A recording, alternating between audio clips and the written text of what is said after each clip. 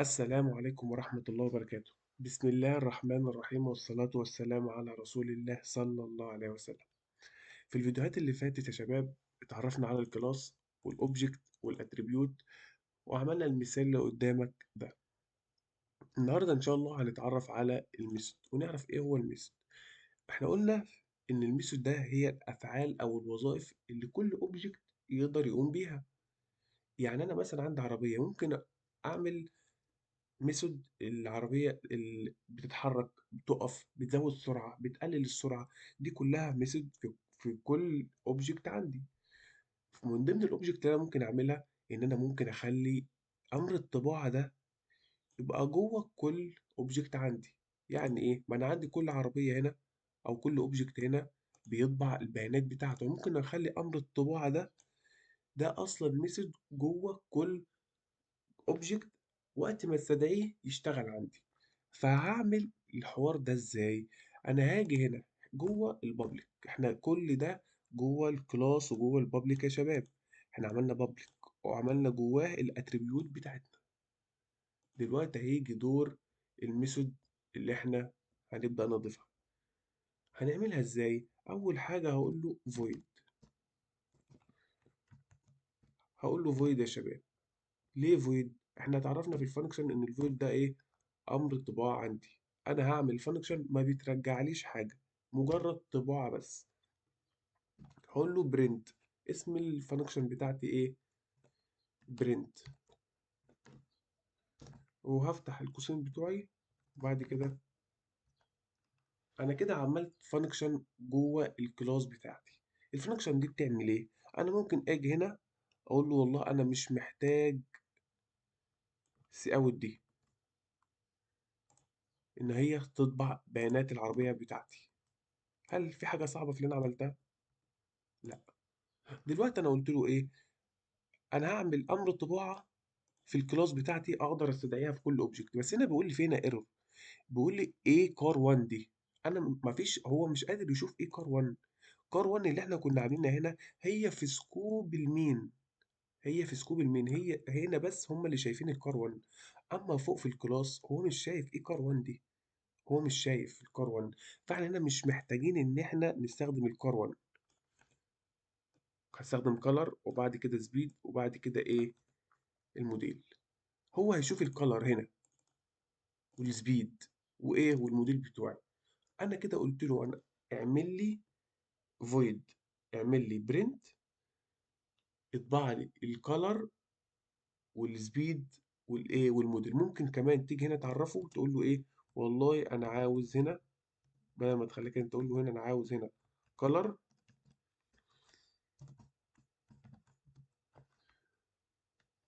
ونفس الكلام هنا هتيجي تقول له والله اعمل لي هنا سبيد،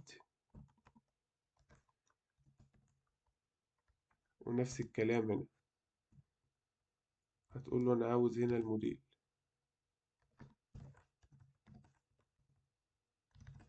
تمام يا شباب. هيطبع لي كلر وجنبه الكلر والسبيد وجنبه القيمة بتاعته وهكذا. نيجي بقى علشان نستدعيها. احنا دلوقتي مش محتاجين ده، أول سطر ده مش محتاجينه، ولا محتاجين ده. نعمل بس دلوقتي، نعمل هنا كده ايه؟ نعمل على دول كده كومنت.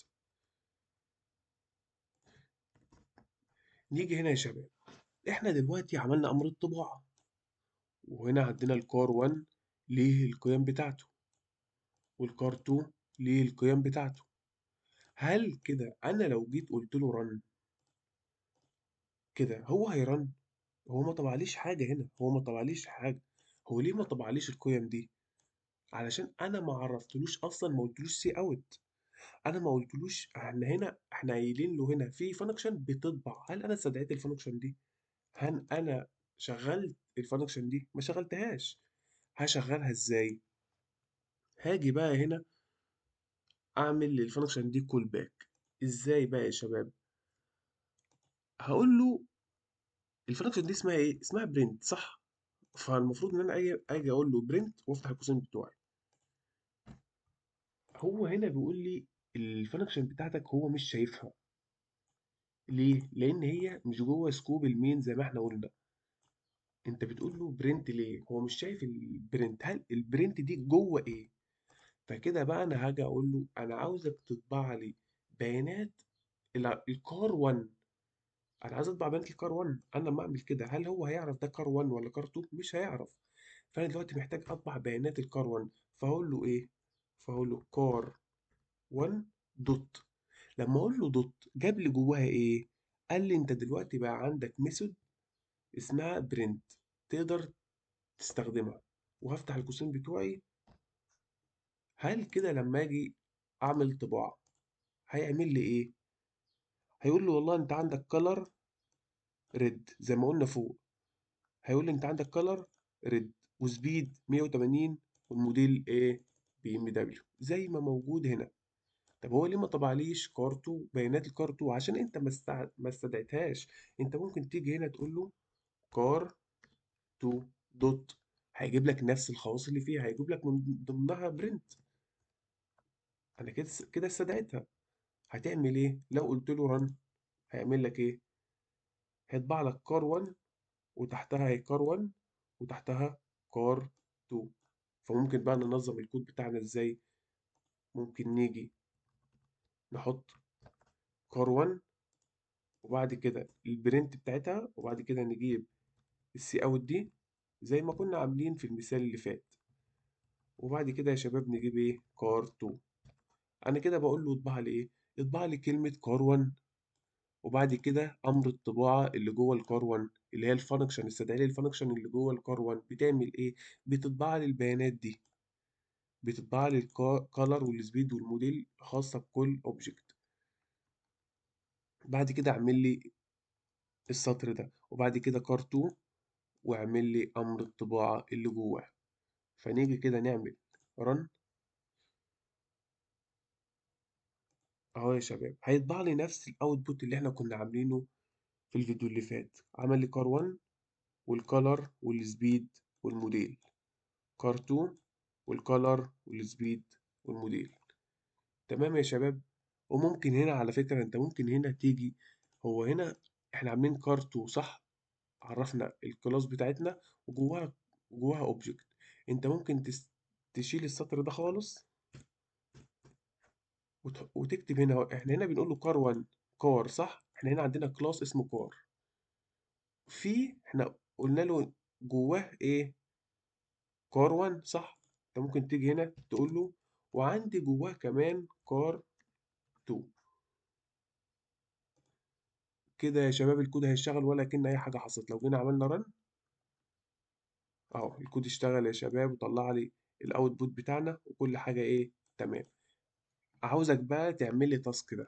عاوزك تعمل لي فانكشن هنا. عاوزك تعمل لي هنا فانكشن بتزود لي سرعه العربيه بمقدار 10.